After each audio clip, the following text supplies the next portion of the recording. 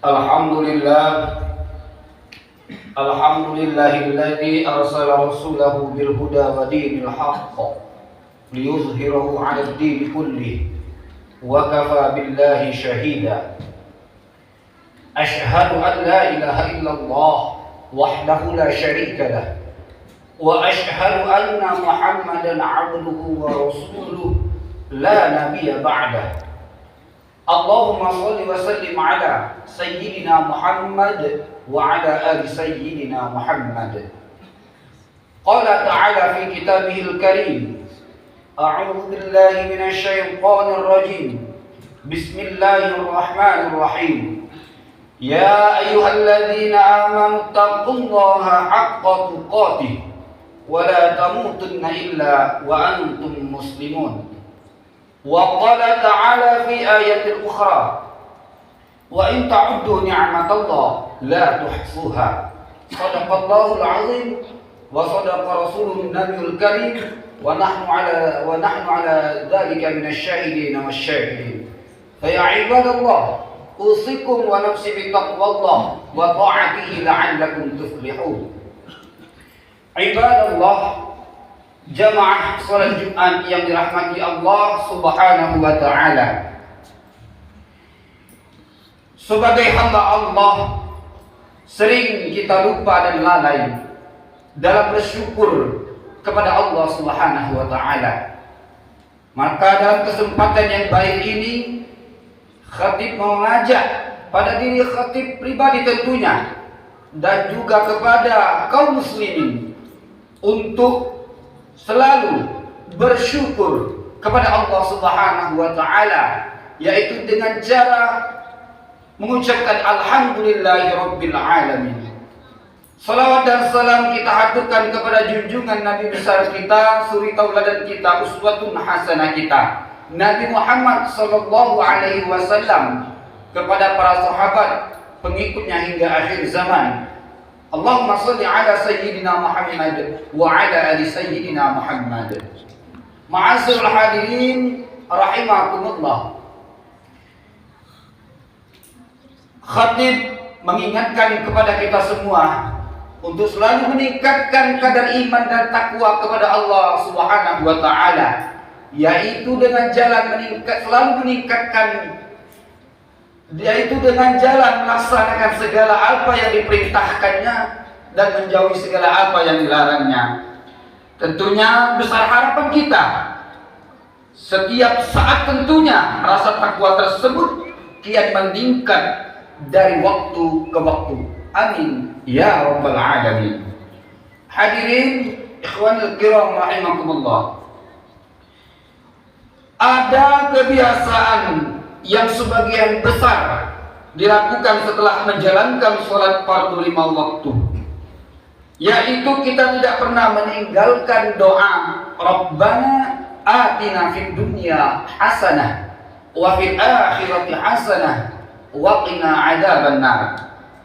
Ya Allah, ya Tuhan kami, berilah kami kebaikan di dunia dan kebaikan di akhirat, dan peliharalah kami dari siksa api neraka.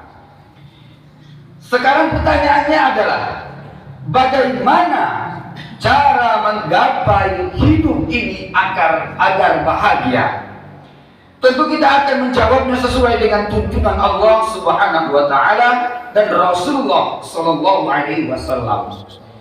Dalam Al-Qur'an surah An-Nahl ayat 97 Allah berfirman, "Man 'amila shalihan min dzakarin aw untha wa huwa mu'minun falanuhyiyannahu hayatan thayyibah wa lanajziyannahum ajrahum bi ahsani ma kanu ya'malun." Barang siapa yang mengerjakan kebajikan, baik laki-laki maupun perempuan, dalam keadaan beriman, maka pasti akan kami berikan kepadanya kehidupan yang baik, dan akan kami beri balasan dengan pahala yang lebih baik dari apa yang telah mereka kerjakan. Imam Al-Qurtubi menjelaskan di dalam kitab tafsir Al-Qurtubi juz 10 halaman 174 bahwa terdapat beberapa tanda hidup kita bahagia. Yang pertama adalah rezeki yang halal. Rezeki yang halal membuat hidup menjadi bahagia dan berkah. Segala urusan menjadi mudah, keluarga penuh sakinah, mawaddah dan rahmah. Putra-putrinya soleh dan solehah, jiwa raga semangat untuk beribadah, harta melimpah ruah, bisa digunakan untuk haji dan umrah ke Mekah serta ziarah Nabi Muhammad SAW di Madinah dan meninggal dalam keadaan husnul khatimah. Rezeki yang halal menjadi pertanda seseorang hidup bahagia di dunia ini. Hal ini terbukti jika kita melihat beberapa contoh dalam kehidupan nyata, yakni sebuah keluarga yang serba pas-pasan membesarkan putra-putrinya dengan serba kekurangan, namun dengan harta yang halal, alhamdulillah barokah dan dapat untuk mengarungi kehidupan. Walaupun jika dirumuskan dengan matematika manusia tidak akan cukup, namun matematika Allah dapat mencukupinya. Bagaimana tidak, jika sebulan penghasilan kurang dari 1 juta harus menghidupi 5 anaknya, namun bisa cukup. Tidak hanya itu, karena berkah rezeki yang halal, anak-anaknya juga menjadi orang yang dapat dibanggakan. Rezeki yang halal merupakan tanda hidup bahagia. Yang kedua, qanaah atau ridha dengan pemberian Allah. Qanaah adalah sikap rela menerima dan merasa cukup atas hasil yang diusahakannya, serta menjauhkan diri dari rasa tidak puas dan perasaan kurang. Orang yang memiliki sifat qanaah memiliki pendirian bahwa apa yang diperoleh atau yang ada di dirinya adalah kehendak Allah. Seseorang yang memiliki uang banyak, jabatan yang tinggi, harta yang melimpah ruah, namun tidak memiliki sifat qanaah, ia akan selalu kurang, serakah, rakus, dan tentu hidupnya tidak akan bahagia. Nabi Muhammad SAW bersabda dalam hadis riwayat Imam Muslim dalam Sahih Muslim juz 2 halaman 730, qad aflaha man aslam wa ruziqa kafafa wa qanna'ahu Allahu bima ata. Artinya, sungguh beruntung orang yang masuk Islam, diberi kecukupan rezeki dan diberikan qanaah oleh Allah atas apa yang diberikan kepadanya. Bagaimana agar kita bisa qanaah? Nabi Shallallahu Alaihi Wasallam bersabda dalam sebuah hadis diriwayatkan oleh Imam Muslim, "Unzuru ila man asfala minkum, wa la tanzuru ila man huwa fawqakum, fa huwa ajdaru an la tazdaru ni'matallahi 'alaikum." Lihatlah orang yang ada di bawah kalian, jangan melihat seseorang yang ada di atas kalian. Hal tersebut agar kalian tidak meremehkan nikmat Allah kepada kalian. Sekarang sebagai contoh, seseorang yang memiliki mobil harus bersyukur karena masih banyak orang yang naik motor dan tidak mampu membeli mobil. Mereka yang naik motor harus bersyukur karena masih banyak yang naik sepeda dan tidak mampu membeli motor. Orang yang menaiki sepeda juga wajib bersyukur karena masih ada yang berjalan kaki dan tidak mampu membeli sepeda. Begitu juga orang yang berjalan harus bersyukur karena masih ada yang tidak bisa berjalan, dan begitu seterusnya. Tentu saja orang yang memiliki sifat qanaah menunjukkan hidupnya bahagia dan tidak susah. Yang terakhir adalah nomor 3, taufiquhu ila ta'ati, dalam artian mendapatkan pertolongan Allah untuk melakukan kebaikan, ibadah dan taat kepada Allah Subhanahu wa taala.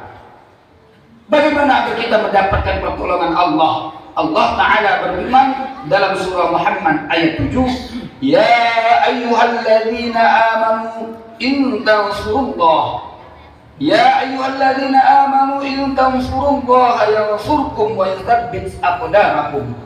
Wahai orang-orang beriman, jika kamu menolong agama Allah, niscaya Allah akan menolongmu dan meneguhkan kedudukanmu. Menurut Imam Al-Tabari dalam tafsir Jami'ul Bayan juz 21 halaman 191, Allah akan menolong orang yang beramal sesuai dengan apa yang dicintai dan diridai Allah, yaitu orang yang berjuang di jalan Allah, seperti orang menuntut ilmu, mengajar di lembaga keilmuan, orang yang memakmurkan masjid dan lain sebagainya. Ma'asyiral muslimin rahimakumullah, termasuk juga hidup akan bahagia di dunia ini ialah merasakan manisnya beribadah, atau disebut dengan halawatul ta'ati, yaitu merasakan manisnya ibadah dan taat kepada Allah. Nabi bersabda dalam sebuah hadis yang diriwayatkan Imam Bukhari, "Fala man kunna fi wajada halawatal iman ayyakuna Allah wa rasuluhu ahabba ilaihi mimma siwahuma wa ayyuhibbal mar'a la yuhibbuhu illa lillah wa ayyakrahu ayyauda fil kufri kama yakrahu ayyuqdhaba fin nar." Ada 3 orang yang dapat menemukan manisnya beriman. Yang pertama, orang yang lebih mencintai Allah dan Rasulnya dibandingkan selainnya. Yang kedua, orang yang mencintai seseorang karena Allah Subhanahu wa Ta'ala.